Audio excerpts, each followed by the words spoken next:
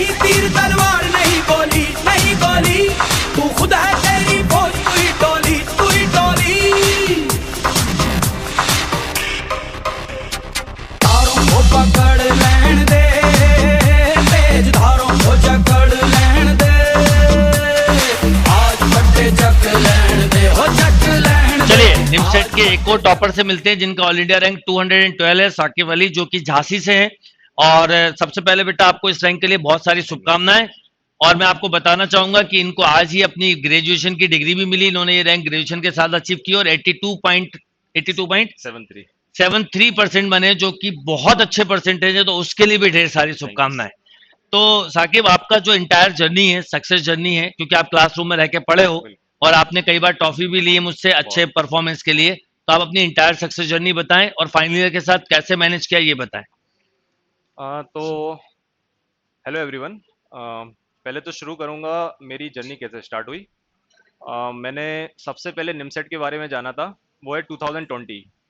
मतलब जब मेरा ग्रेजुएशन का फर्स्ट ईयर शुरू भी नहीं हुआ था तो मैंने निमसेट के बारे में पता लगा लिया था।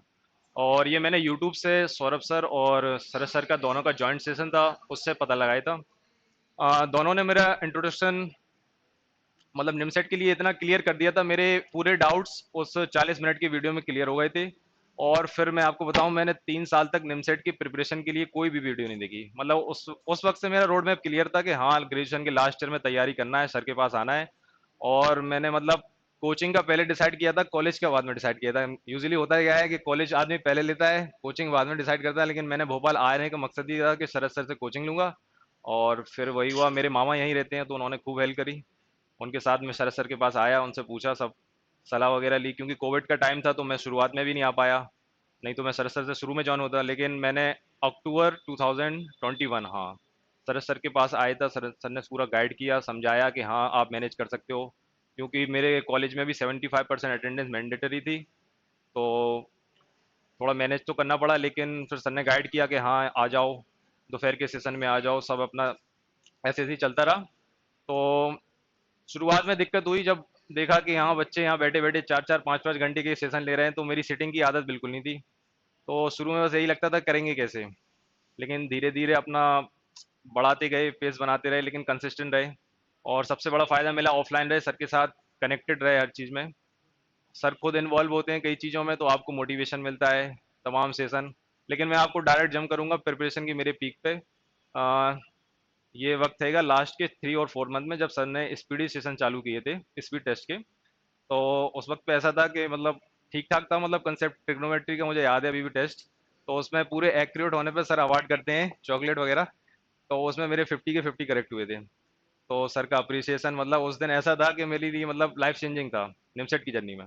सर ने अप्रिसिएशन करा, उसके बाद मेरा जो हुआ है ना मोटिवेशन इतना हाई हो गया था कि मैंने उसके बाद लिटरली सर रैंक बिल्कुल एकदम ड्रास्टिकली बढ़ी।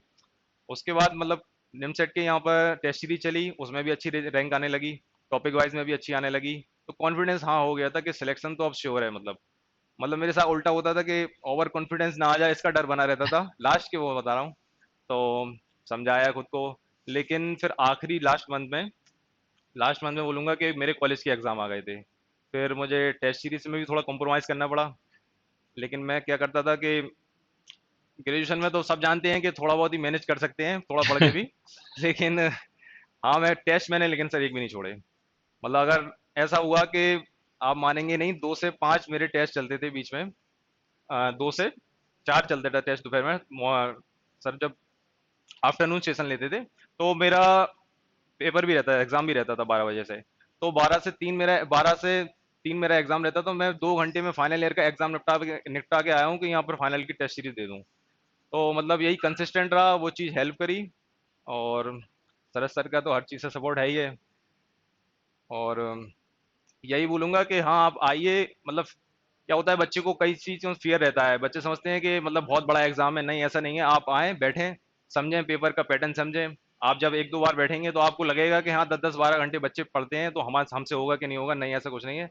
आप आइए, आप बैठेंगे, आपको दिखेगा आपके साथ बच्चे पढ़ रहे हैं और कुछ नहीं आपसे मतलब आपको लगेगा कि हम बहुत नीचे हैं। जब आपको अपनी पोजीशन फील होगी तो बहुत सा कॉन्फिडेंस आएगा।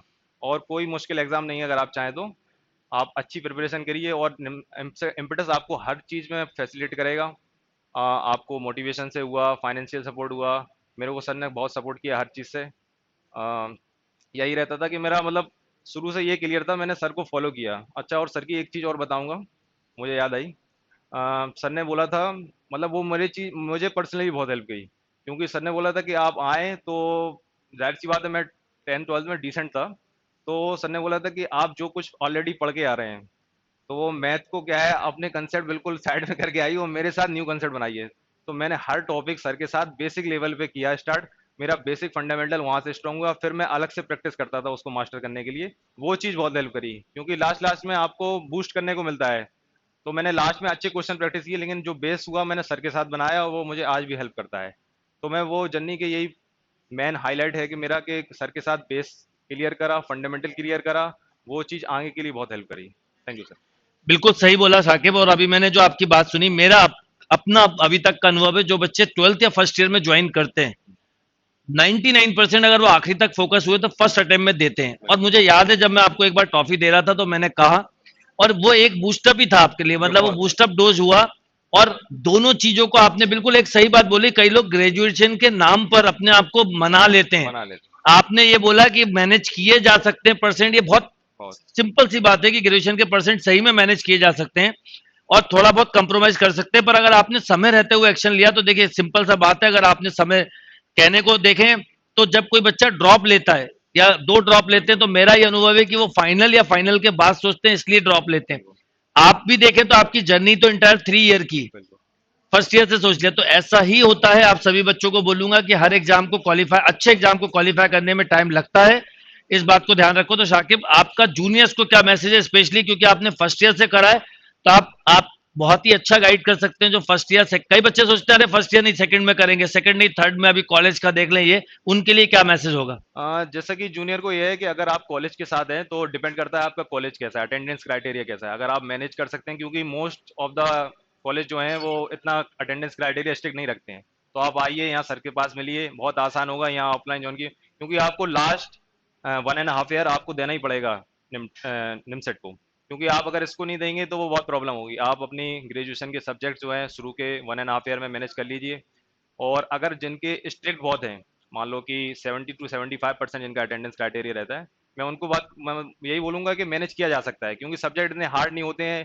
वही ऑलरेडी जो घिसे पिटे चले आ रहे हैं, वही सिलेबस रहते हैं, मतलब आप हर चीज़ मैनेज कर सकते हैं। और आप अब तो सर का ऑनलाइन भी है रीच, तो उसमें कोई दिक्कत भी नहीं है, आप ऑनलाइन कोर्स परचेज कर सकते हैं।